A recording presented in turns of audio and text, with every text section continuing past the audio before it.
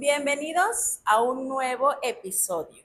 El día de hoy, en tu podcast de psicología alternativa, explorando esa parte de tu mente, tenemos el día de hoy a el licenciado en psicología Víctor Alejandro Peña Valadez.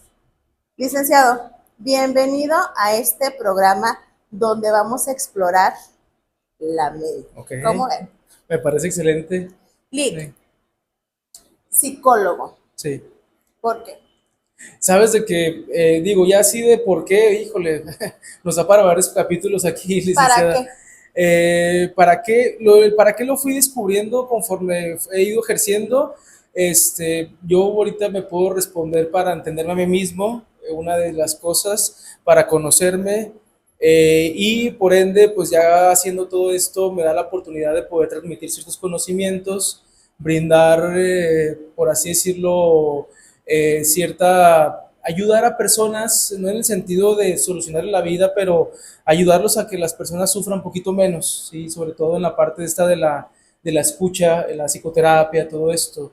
Pero así de por qué psicología, híjole, yo quería ser chef cuando salí de la preparatoria, saqué ficha para maestro de matemáticas, entonces fue una cuestión de que, psicología, porque había leído algo, sí, yo estaba mucho en grupos de la iglesia en esos años, y fue de que de repente me empezó a interesar, o sea, y saqué mis familiares directos, mi señora madre no estuvo muy de acuerdo, de hecho, por qué psicología, pero fue la única donde quedé, curiosamente el destino, pasa el tiempo y la empecé a ejercer, gran parte de la carrera me pasó de noche, pero cuando menos acordé ya casi de nada terminando y me comenzó a gustar. Ya después mis prácticas, llegué a Guanajuato, llegan muchos estados y ahí fue donde cimenté más y dije, qué bueno que elegí esta carrera. ¿En Sí. algún momento vivió Lick momentos de depresión antes de estudiar la carrera de psicología? ¿Se sentía solo?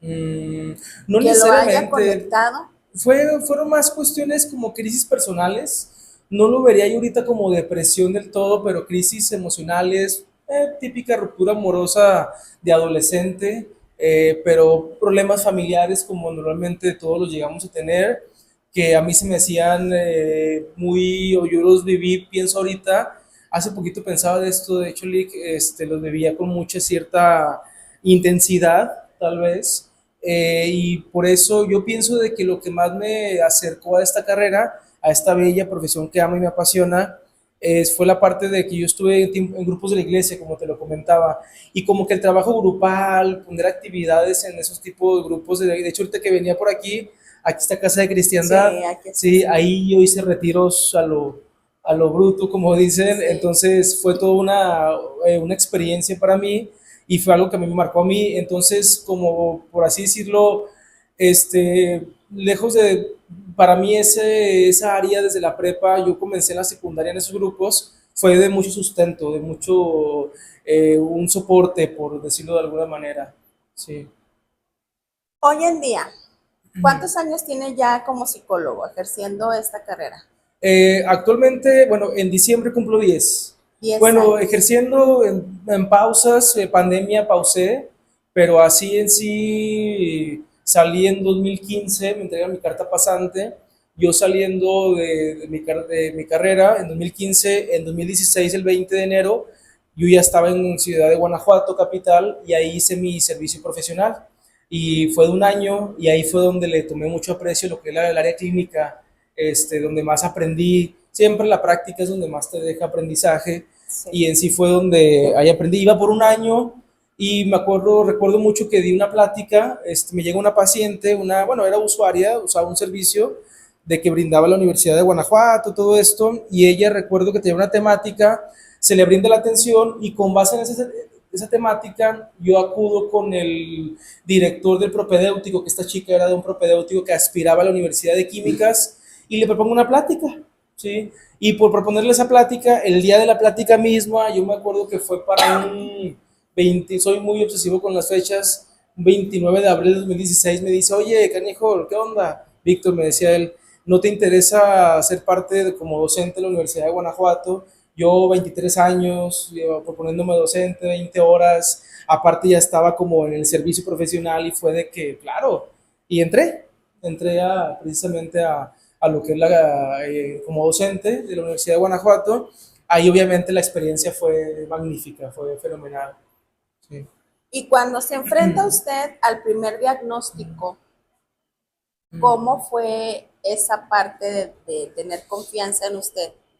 Si estaba bien el diagnóstico o no. Ok, es una pregunta interesante, me resulta. Sabes de que, bueno, los primeros casos que atendí fue, híjole, es que te podré contar de muchos casos que me han marcado. Yo la verdad estoy muy en contra, tengo algunos comentarios que van en contra de dar una etiqueta diagnóstica. Pienso que la persona es una historia lejos de diagnóstico. Por cuestiones clínicas se utiliza el diagnóstico, claro está, es una herramienta importante. Me ha tocado los diagnósticos más pesados que he visto, son las personalidades, estructuras, todo esto, son en los anexos que he trabajado mucho, pero recuerdo mucho el caso que me marcó mucho, aún estando en mi profesión, estaba en séptimo semestre, por aquí algunos cuantos metros antes estaba el Hospital General de Gómez Palacio. Yo recuerdo que hice mi servicio ahí y recuerdo bastante de que me tocó una jefa practicante, la licenciada Inés, que mis respetos para ella. A la fecha tengo contacto con ella y la aprecio bastante. Hicimos un proyecto, Beca, en el cual el proyecto constaba de, a ver, vas a brindar tu orientación psicológica, apoyo emocional a los pacientes internos que con previo chequeo del expediente ya se supiera que van a durar cierto tiempo prolongado ahí.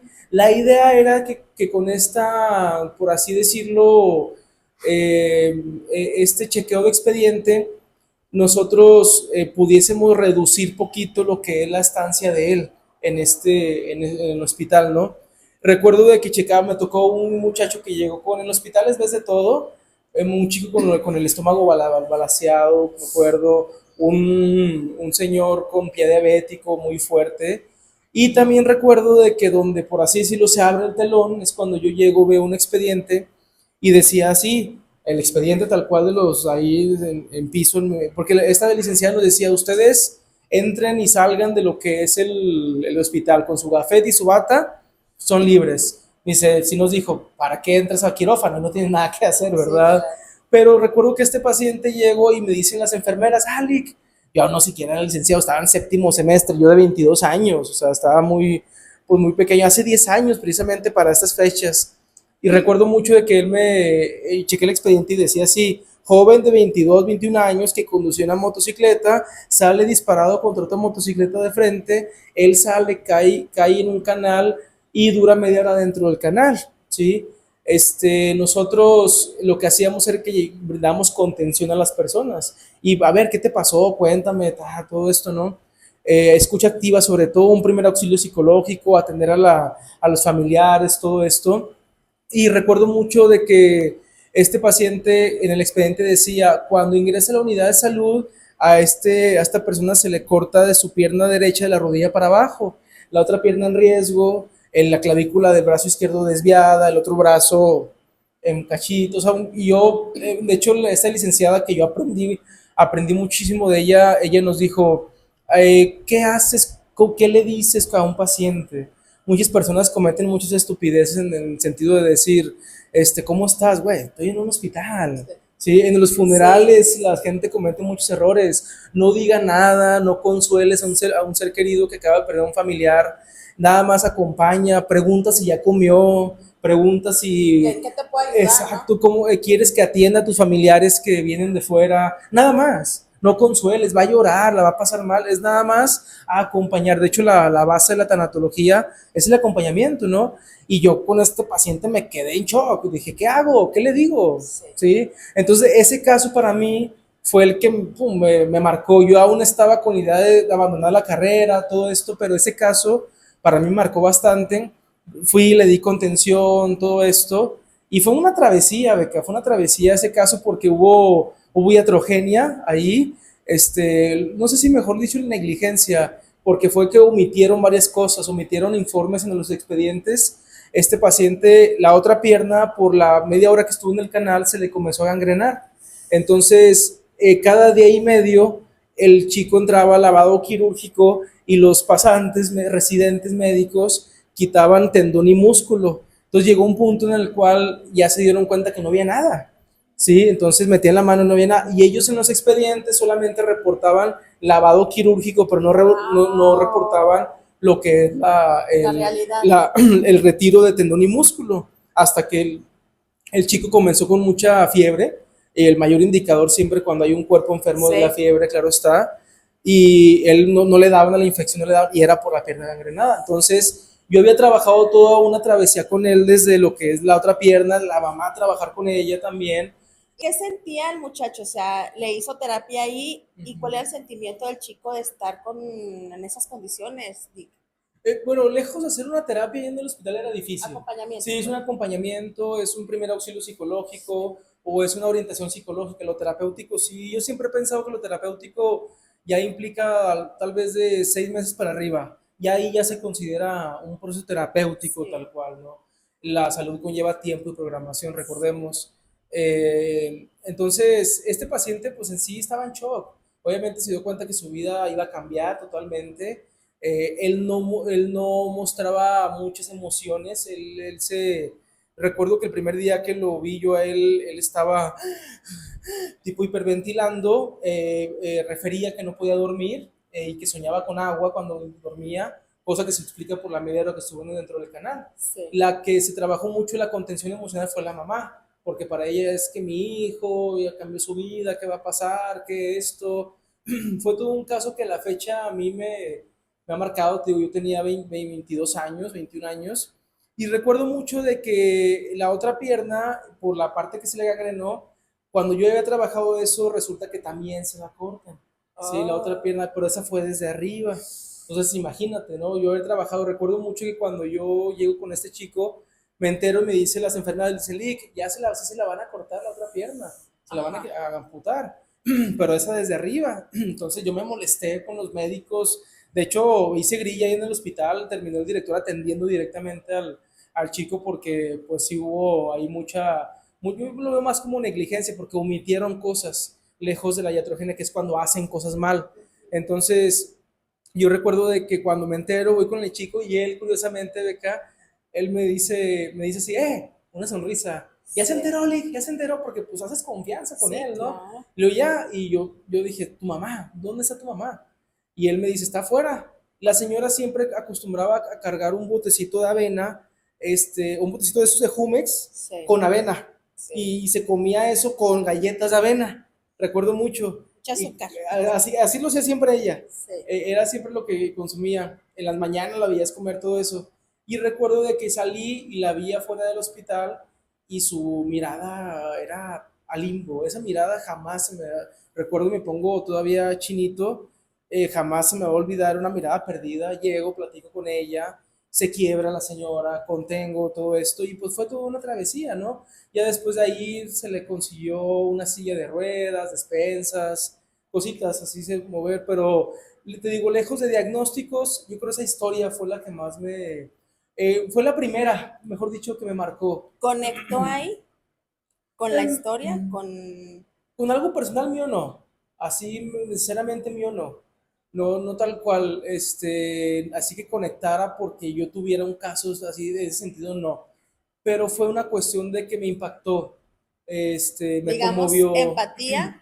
Sí, fue una cuestión de como tipo humanidad, de humanidad, de compasión, de hacerlo con un cierto sentido activo de muévete, muévete, a ver, haz algo, ¿qué puedes hacer, no? En esa parte fue, yo creo que en esa parte y no sucedió verlos algo. porque por lo regular muchos, bueno, cada quien maneja trabaja de diferente forma. Como dijo usted, no son un diagnóstico, son una historia.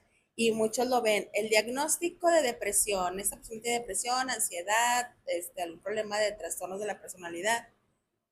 Pero el conectarse realmente desde la historia, bueno, todos cuentan su historia, el por qué pasa una depresión. Exacto. Pero realmente verlo desde esa cara le ha funcionado los pacientes que tienen una recuperación más pronta. Ujú. Bueno, siempre va según la singularidad de cada paciente, ¿no? Sí, eso que ni qué. No quiere decir que viéndolo desde la historia van a tener una recuperación muy más pronta. De hecho, valdría la pena analizar qué es una recuperación, qué es la cura, todo esto, ¿no? Es pienso que muy amplio el tema, da mucha tela de dónde cortar. Precisamente una de las partes acá psicoanalíticas que vemos es mucho de que el paciente llega a historizar su caso. O sea, por eso mismo lo vemos más así, lejos de casarnos. Sí, hay cuestiones diagnósticas, nosotros nos vamos en la parte de estructuras clínicas, manéjate, sí, el deseo, toda esta Ah, parte, transferencia, todo sí. lo que ocurre, pero no, nos vemos, la historia es una de las tantas cosas que ocurren en sesión, ¿sí? Me explico, no abogamos por una cuestión diagnóstica porque la persona es de, a ver, tú padeces esto e intentamos hacer que te pongas de acuerdo de la mejor manera con eso que tú padeces. Si entonces, tal vez no lo vas a dejar de padecer, pero ya te llevas mejor o ya no te llevas tan mal con eso, ¿no? Precisamente este chico, yo te conté lo que a él le pasó, pero a él lo que ya después por otras historias que yo encontré del mismo caso, por médicos que lo atendieron, yo después me topé con uno, le conté el caso y me dijo, ah, claro, tal persona sí. Me dice, ¿sabes él cómo le pasó su accidente? Él estaba en una noche de copas, tal vez con otras sustancias encima, con un amigo conocido de él. Él traía una moto, junto con otro traía una moto, y él le dice, tú de aquella esquina, yo de esta esquina, güey, y vámonos los dos, así, de frente. Quien se saque pierde, ¿sí?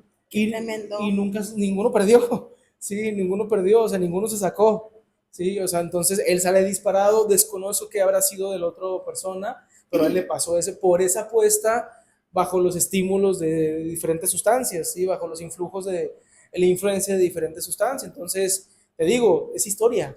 Y Sí, eso a mí nunca él me lo contó. sí. ¿Sí? ¿Cómo se enteró? Yo te comento, yo me enteré porque coincidí con un médico de mi misma universidad, facultad, y yo en la plática de que, ¿qué tal? ¿De dónde eres tal, tal? Y fue Sí. de que, oye, yo tuve tal caso, claro, el caso tal. Me dice, ¿supiste qué pasó? Y yo, wow. Y ya después me enteré de otros testimonios de que pues la persona, pues sí, no era una persona tal vez muy bien vista, por decirlo de esta manera, tenía su cierta fama, a lo mejor en la comunidad donde él era, ¿no? Tomaba mucho broncas, este tipo de situaciones. Sí. Lick, yo lo conocí a usted Ujú. en un congreso, De hecho, fue más que nada en la radio con este Edgar. en la radio, La ¿verdad? radio, sí, en enero, en Es enero, sí. cierto. Pero ya estuvimos un poquito más en el Congreso de Adicciones. Y usted precisamente es especialista, está tratando más este tema de adicciones. Sí, Y me llama mucho la atención que comenzó principalmente con un chico que estaba sí. en las influencias de una sustancia. Ujú, ¿Cuándo usted se interesó ya más a fondo ujú. a tratar personas con adicciones? De hecho, ahorita para mí fue así como que te lo agradezco que me hiciste darme cuenta que también pues sí, precisamente, es que el tema de sustancias está en todas partes, el ser humano siempre ha consumido.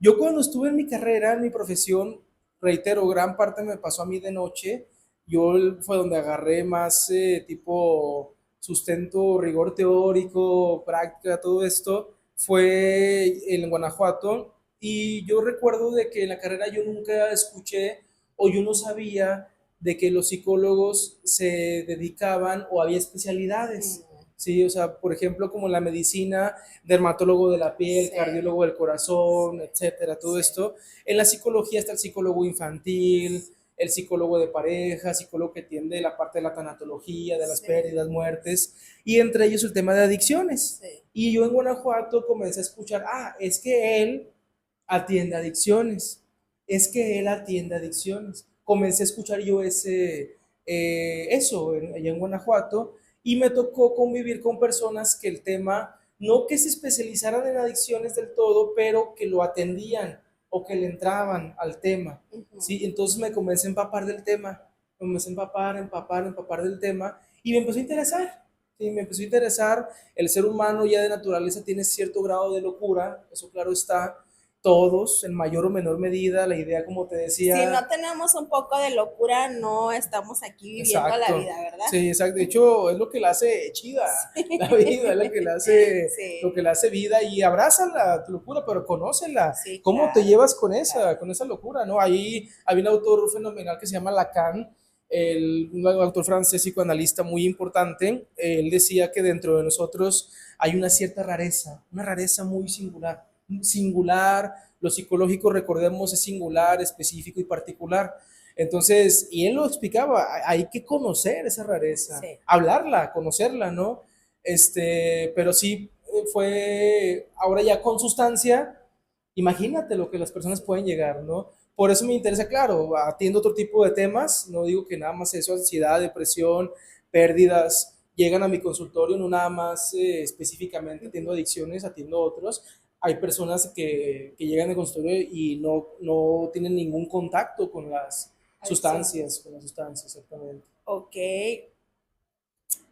¿Alguna vez usted ha Mm. probado algún tipo de sustancias o algún familiar Ujú. algún tipo de sustancias? Bueno, ¿Amigo? sí, amigos, normalmente, mira, cuando ya menos acuerda uno, te das cuenta que muchas personas usan sustancias, otras abusan.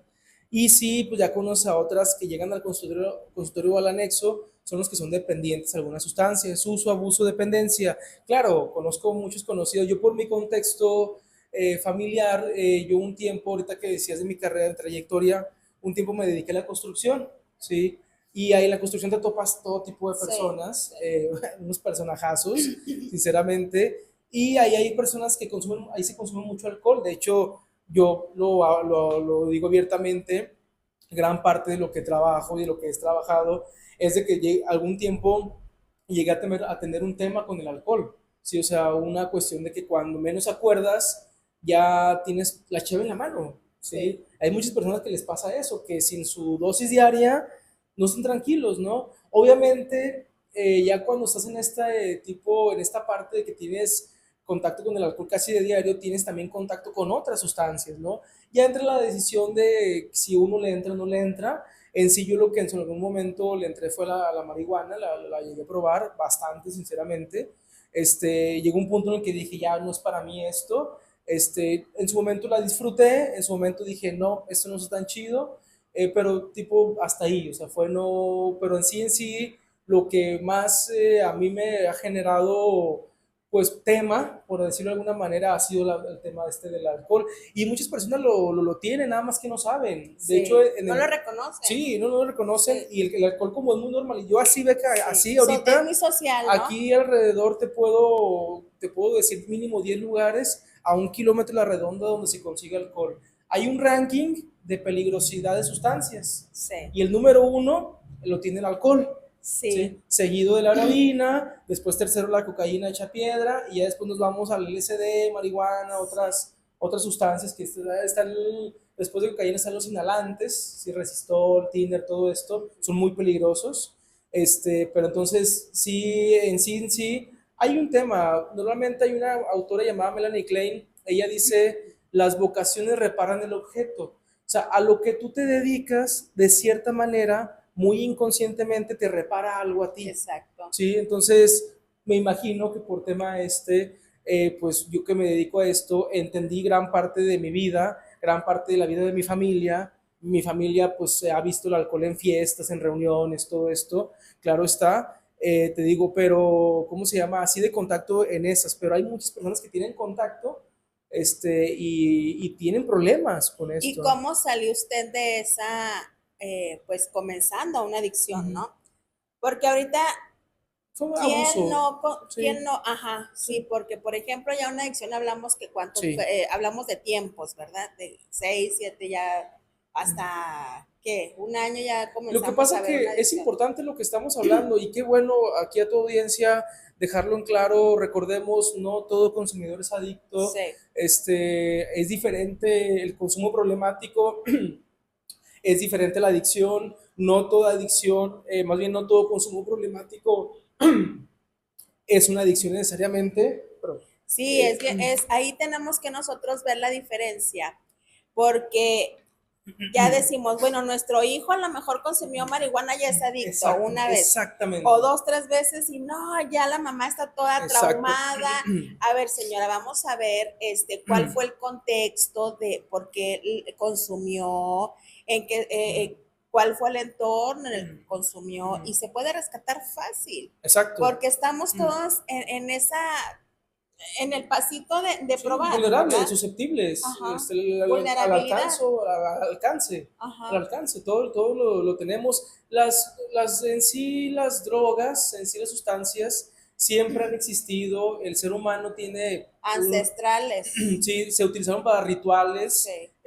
Sobre todo para rituales en la parte esta de conectarse con deidades, Sí. y también en la parte esta de alcanzar nuevos grados de conciencia. La ayahuasca. Sí, todo bueno, no esto. sé si vamos a tener que censurar un poquito Bueno, algunas, ahí lo vas acomodando. pero o sea, ¿cuánto Sí. tiene esto? O sea, eran medicinas. Sí, algunas. exacto. Aquí el detalle es de que las drogas por naturaleza no son ni buenas ni malas. Más bien hay gente que tiene problemas con las drogas. Pero es necesario hablar de que, o sea, hablarle bien del término y cuando sí es adicción y cuando no. Una persona adicta, o sea, es diferente, consumió tal, ya es adicto, no. Consumió problemáticamente, Sí. pero no, un adicto no te aguanta 2 días sin la sustancia. Sí, entonces no todo consumo problemático que ya se puso pedo, hizo esto, ya es alcohólico, no, Sí. cosa que ahí hacen los mentados anexos, que ahorita espero me des espacio para hablar de esto. Claro. Y el tema precisamente es de que, pero sí en toda adicción hay un consumo problemático. Sí, entonces exacto. hay que tener ahí en cuenta las palabras, pues son muy importantes las palabras, importan mucho, y para que haya adicción se requieren 3 cosas fundamentalmente. Una, ¿sí? La persona ya perdió el control con la sustancia, ya perdió el control. O sea, ya tú y yo podemos ir a un bar, nos podemos tomar una cervecita, 2, tal vez 3, ¿sí? O tal vez, no, 4, y ya o nos te sentimos pones hasta atrás si quieres, happy a lo mejor, sí. pero al día siguiente no queremos nada, decimos ya estuvo, o saliendo de ahí nos vamos por unos tacos y ya. Sí. Hay personas que no pueden parar, eso es perder el control, y sobre todo que es frecuente, constantemente, si la frecuencia y la cantidad ahí entran bastante, pierden el control con la sustancia, o sea, no tienen un stop. Hay gente que apenas les cae una gotita de alcohol y ya pierden, literalmente. Número 2 es la búsqueda compulsiva. Recordemos que lo compulsivo tiene que ver con aquello que se hace y no se puede dejar de hacer. Eso es lo compulsivo. La persona a toda cosa está buscando y haciendo eso. Cualquier cosa consume porque sí, o por si no, o porque tal vez, como dicen, ¿no? Y Sí, número 3, lamentable. el alto riesgo de recaída. Ya si es que logró algún tiempo esto, pues obviamente la persona cuando recae de una manera muy. Yo siempre he comparado lo que son las recaídas con las reconciliaciones de pareja.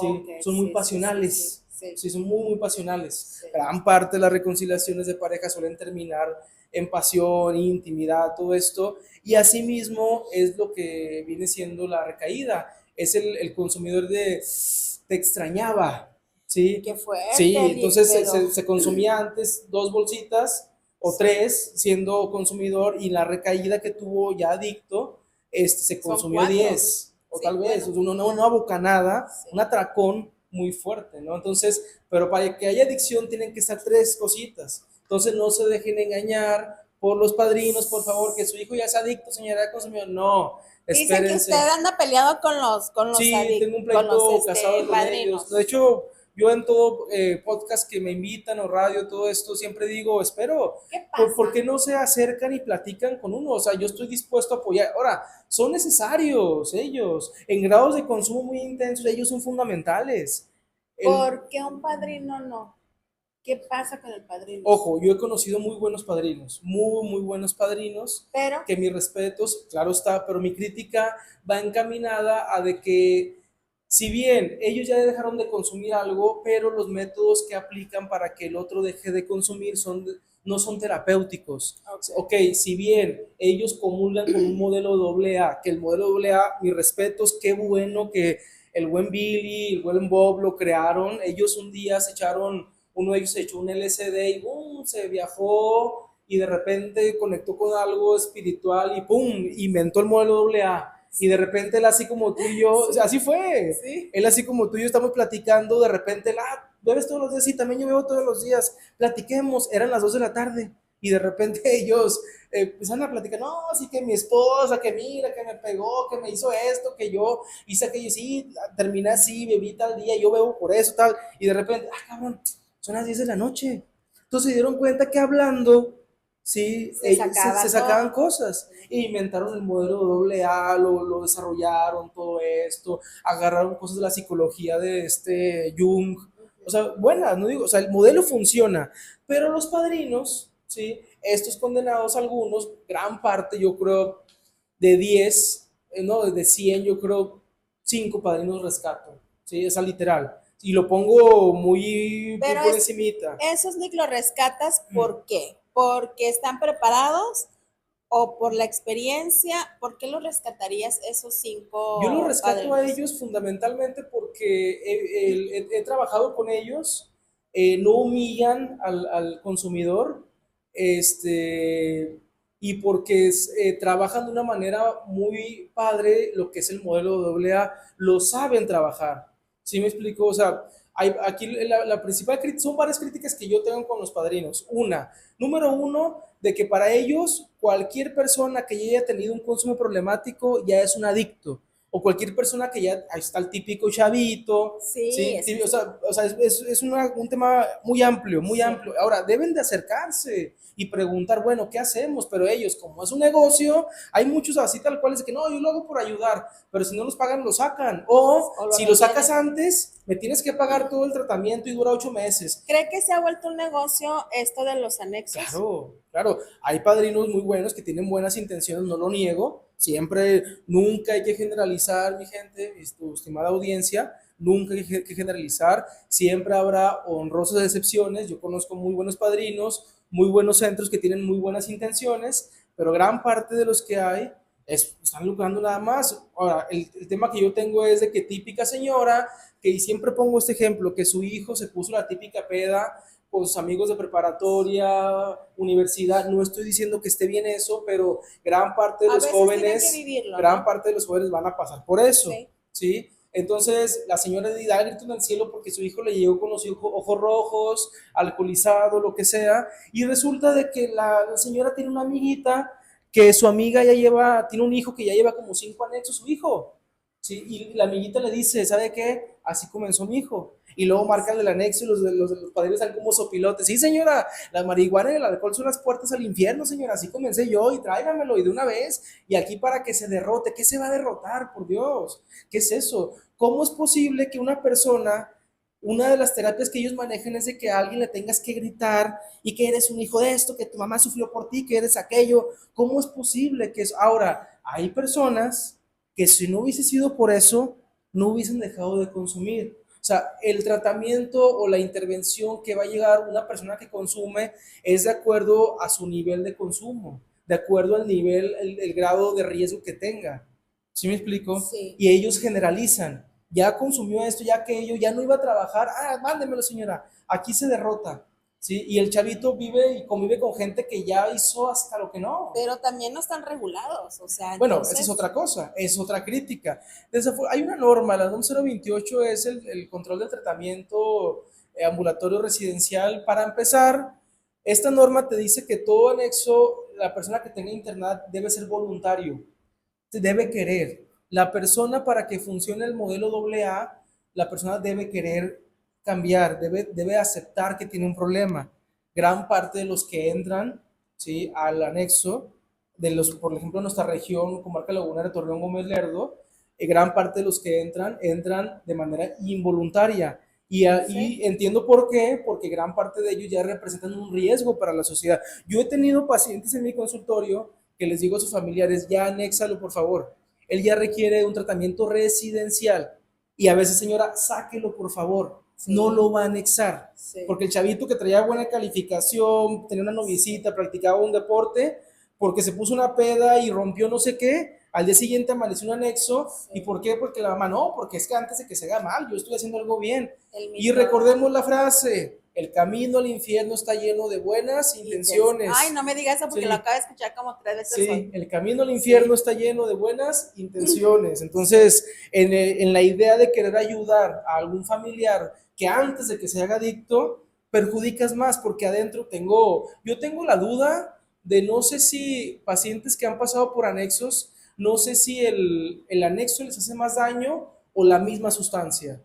O la gente que está ahí también se puede estar contaminando Ahora sí, el anexo sí, mismo, ok. todo lo que viven. Sí, Sí, o sí, sea, por sí, sí. ejemplo, hay un autor muy chingón, perdón la expresión. Aquí es sin censura, ¿eh? Bueno, perfecto.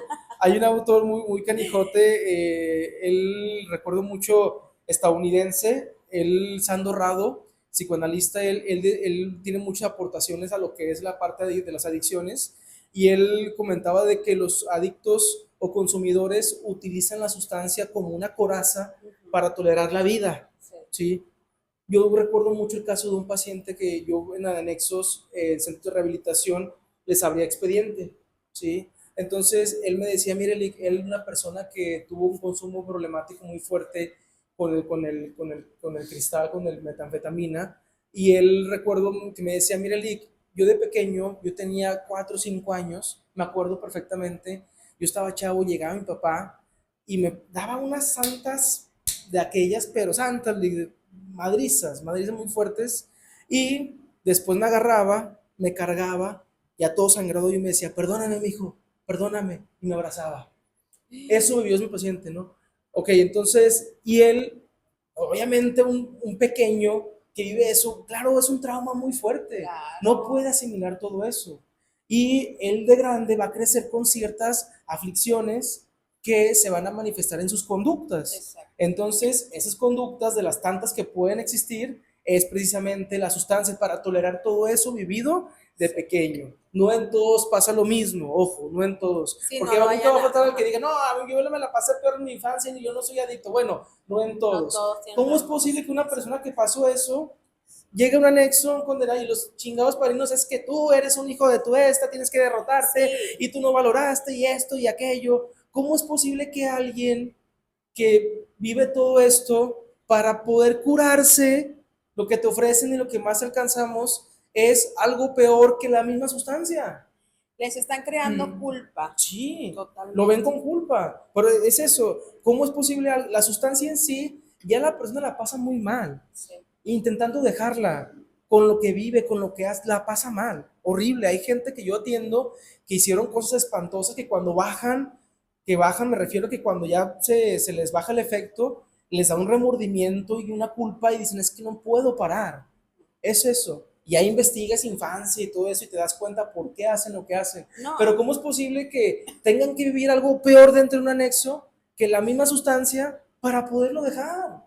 Y que ¿Cómo es muchas de las posible? ocasiones los anexos no están, como dice usted, preparados porque sabemos que ya después el cerebro, el sistema de recompensa, o sea, te está pidiendo, pidiendo, pidiendo, y ya no es que el chico lo quiera hacer, sino porque su mismo cerebro le está pidiendo. Entonces, sí necesitan ayuda, pero como dice usted, Lick, también hay que detectar cuándo nada más fue una ¿Cuándo sí, cuándo probadita, no? como quien Exacto. dice, ¿verdad? Sí. Lick, ya casi por terminar el programa, Ya tan rápido. de verdad está bien interesante, se nos va el tiempo muy rápido. ¿Qué nos diría usted, Lick, en referencia a adicciones, terapia y familia? Adicciones, terapia y familia.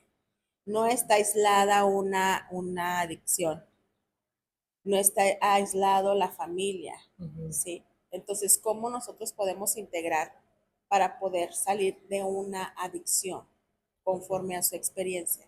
Muy buena pregunta. De hecho, te agradezco arrojes, plantees esta pregunta, porque es importante que el tema de adicciones lo pongamos sobre la mesa.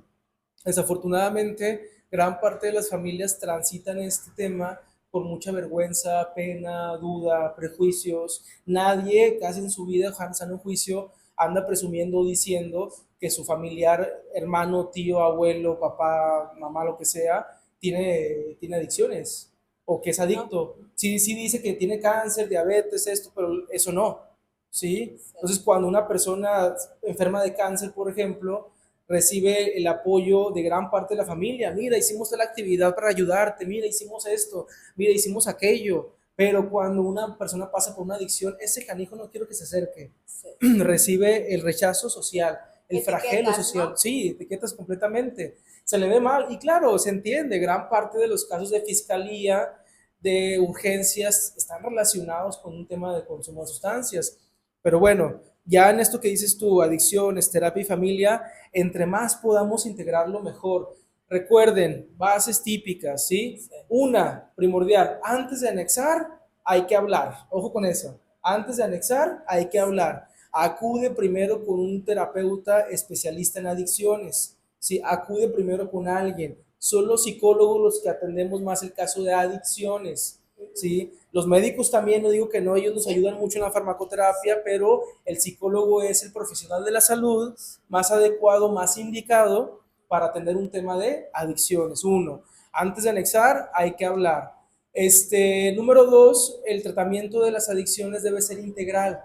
¿Sí? Hay veces que la terapia no basta. Sí. Tienes que tú, en la parte de la familia, hay una parte sistémica, se suele entender que el consumidor, no hay que llamarles adictos, hay que llamarles consumidores. El consumidor es un síntoma de una falla de una falla en un sistema familiar ya podrido, putrefacto, ya donde hay un tema. Es un síntoma, de hecho, en cierta manera es el más fuerte porque es el que recibe todo, por así decirlo. La familia ya lleva como 20 años llevándose de la patada a la pareja, esto, lo otro, gritos y sombrerazos. Ay, de repente te llegan los papás diciendo, es que mi hijo es todos mis problemas, porque fumó marihuana nada más. Sí. ¿Sí? A ver, señor, y es que él fuma marihuana para tolerar el ambiente hostil que ustedes tienen. Acá es un síntoma de ustedes. ¿Sí? Los que requieren terapia son ustedes a veces. O a veces hay que decirle a la familia, ya no lo ayude, ya no lo ayude tanto, ¿sí? O sea, yo escuché una vez un caso muy interesante, escuchas casos impresionantes que este chico decía, y decía él, yo después de 10 anexos, ¿sí? Que decía, mi mamá al onceavo salgo, y la neta, pues yo salí igual que los otros. Llega mi mamá, y dice, lo importante que es que las familias trabajan, llega y dice, ten, mijo, estos 50 pesos, ten, sí, vete de mi vida, güey, lárgate, no te quiero volver a ver, ten esos 50. Y él decía, a raíz de que mi mamá me dijo eso, de esos 50 pesos, yo no volví a consumir. Y él veía esos 50 pesos como el mayor acto de amor que su mamá le había dado. Es decir, ya hice todo lo que pude, ya no puedo. Hay casos así, que dice, señora, a veces no ayudar es la mejor ayuda. Sí. ¿Sí? Eso es uno, es integral. Uno, el tratamiento tiene que ser psicoterapia, farmacoterapia en ocasiones, que gran parte de las veces, sobre todo con metanfetamina, inhalantes, opiáceos, es importante la farmacoterapia, alcohol también, y por ahí integral me refiero también a actividad física y en ocasiones, casi siempre es muy importante la agrupación, pero agrupaciones tradicionales de puertas abiertas ayudan bastante, sinceramente, ayudan Se bastante. puede ir, a lo mejor, así como dicen, grupo abierto antes ¿De de qué? un anexo. Si ya la persona de plano no puede parar de consumir, sí, el anexo, recordemos que entra cuando la persona ya representa un riesgo para él o para las demás personas. Ahí entra el anexo. Es la última instancia, es el último recurso. Primero hay que checar recursos familiares, recursos personales, recursos económicos, recursos espirituales que a veces los hay, recursos Ese, laborales. ese tema también es otro bien importante de la religión dentro de los anexos. Espiritualidad, llamémosle. Bueno, Sí, si vamos espiritualidad. espiritualidad, Sí, está también esa forma compleja de sí. manejarlo y la negación de los papás a veces que no quieren aceptar que se necesita internar al chico, Exacto. porque no, nada más fue una vez, porque a lo mejor también esa parte de negar ya cuando está pasando todos estos procesos que usted comenta, Lick, y decir que todos los papás se niegan a aceptar que realmente el chico necesita ayuda y ya lo meten cuando ya golpearon al papá, a la mamá, cuando ya robó, cuando ya, híjole, ya hizo mil cosas, ¿no? Y hay que tener muy en cuenta esto, Beca, es muy importante. De hecho, te agradezco muchísimo que me hayas invitado, porque ese tema hay que platicarlo, Sí, hay que abordarlo más, por favor, no hay que tenerle miedo. Yo siempre digo, hay que ponerlo sobre la mesa. sí, Si tú estás pasando con tu hijo, familiar, esposo, lo que sea, algún tema de consumo, y él ya se pone violento, por favor, por lo que más quieras, pasa mucho de que ya lo metí el anexo y sigue igual, y pasa mucho el siguiente caso. Sale el anexo y anda afuera y él ya trae un tema de consumo. sí, Llega a la casa y la familia, en la desesperación de no saber ya qué hacer, se ponen a gritarle sí, a un consumidor, ¿sí? Por favor, por lo que más quieras, cuando una persona ya tú sepas, un familiar tuyo que está bajo las influencias de una sustancia, no digas nada. Tú asegúrate, tú protégete, enciérrate, ¿sí? Es un riesgo esa persona. Ya al día siguiente, ya que ande con la malilla que le dicen la cruda, tú le reclamas. sí. Pero primero protégete, porque no sabes qué puede pasar. No, no le grites, no le digas nada, por favor. Piensan, Protégete. perdón, piensan que como es la mamá o la esposa o la abuelita, no les van a Exacto. contestar o no va a pasar nada. Pero es que ha habido casos espantosos. Sí, Sí, sí, matan, o sea, están cegados exacto. por la sustancia. Lick, está bien interesante el Sí. tema y precisamente vamos a tener una sección especial de adicción, porque así se llamó el congreso que tuvimos, Ujú. adicción. Eh, ¿Dónde lo podemos encontrar? Sus redes sociales, su teléfono, para las personas que están pasando por este proceso o que no ven o no saben cómo hacerle, Ujú. con quién. Bueno, yo tengo mi Facebook, tengo mi consultorio privado también, mi Facebook me pueden encontrar como psicólogo Alejandro Peña, ahí intento normalmente subir contenido, no diario ni semanalmente, pero ahí le muevo un poco las redes, apenas estoy incursionando en estoy muy bruto, la verdad, para todo No, no, esto, no, no. ahí poco a poco iré, de hecho, en mi TikTok, mi TikTok está como alex.peñita, también ahí me pueden encontrar, y pues tengo mi consultorio privado, mi teléfono es 8711 35, perdón, 8717-35-33-26. Me pueden hacer una llamada, un WhatsApp y con gusto puedo atenderlo sin ningún problema. Esos son mis contactos en sí. Lick, ¿algún Mm, mensaje que usted quiera dejar, mm, como esa huellita de todo lo que usted ha trabajado y ha visto mm, a las personas que nos están viendo, que nos van a ver mm. en este momento? Fíjate que ahora sí no, así tal cual un mensaje, me pusiste a pensar, Rebeca. Eh, Cuidado con las reacciones de cólera, cuidado con las reacciones de enojo. Aquí traigo a colación el caso del padre de familia que lo escuché de una colega de Ciudad de México, un caso donde un padre de familia estaba muy mortificado por su hijo de 17, 18, 19 años, adolescente, que el hijo no llegaba y le marca y le marca y le marca y le marca y no contestaba. Ya llega el hijo a altas horas de la madrugada, llega alcoholizado el chavo, el adolescente, y el papá le pone una santa regañiza por el enojo del padre. Y recordemos, son adolescentes, entendámoslo, ¿sí? Adolece la etapa de ellos, duele, literalmente. Y le pone una santa regañiza, el chico se enoja también, agarra un bote de pastillas, se lo toma todo, ¿sí? Y el chico no alcanzó a llegar al hospital y muere en el camino. Suicidio. Y imagínate la parte, la culpa que debió Sí. sentir el padre de familia. Cuidado con la cólera. En ese tema en particular, otra cosa que les Sí. puedo decir, sincerémonos con nosotros mismos, por favor, sincérate contigo mismo, que también la pasas con las personas que te rodean, que te abonan las personas que te rodean a ti, hagan ejercicio, por favor, recuerden que dormir mal es peor que comer mal, ¿sí? Lo principal siempre es tener una higiene del sueño, dormir bien, ¿sí? Y pues es lo que puedo decir, ya para la otra me vengo con otros mensajes No, más pues nos dejó muy informados y principalmente con la confianza que también lo pueden contactar y esa parte de trabajar con nosotros mismos y escuchar, escuchar a nuestros hijos porque bien dice, no, no nada más consumió uno y ya los papás pues obviamente es el miedo, ¿no? Es el miedo de que su hijo se pierda, pero tenemos que observar, aprender a observar. Le agradezco muchísimo el que haya estado en este programa, en este podcast, la verdad, queremos dar un poquito de lo que nosotros ahí aprendemos y de las personas que realmente tienen el conocimiento que vengan y que puedan exponer y hablar, y le agradecemos mucho el que haya estado aquí, de verdad. Sí. Gracias Oiga, por todo lo que nos compartió, su conocimiento y estos mensajes que, híjole, hacen muchísima, pero muchísima falta. sí, muchas gracias, Beca. Es un lujo para mí estar aquí. Te agradezco mucho la invitación y estamos a la orden. Cualquier día nos coordinamos y aquí hay mucho, mucho de qué hablar. Muchísimo de qué hablar. Sí, Habrá segunda, tercera sí, parte, Eric. muchísimos capítulos. Muchísimas Estamos a la gracias. orden. Gracias a Yo ti. me despido. Mi nombre es Beca Tinoco y recuerda que aquí estaremos encontrando los misterios de la mente.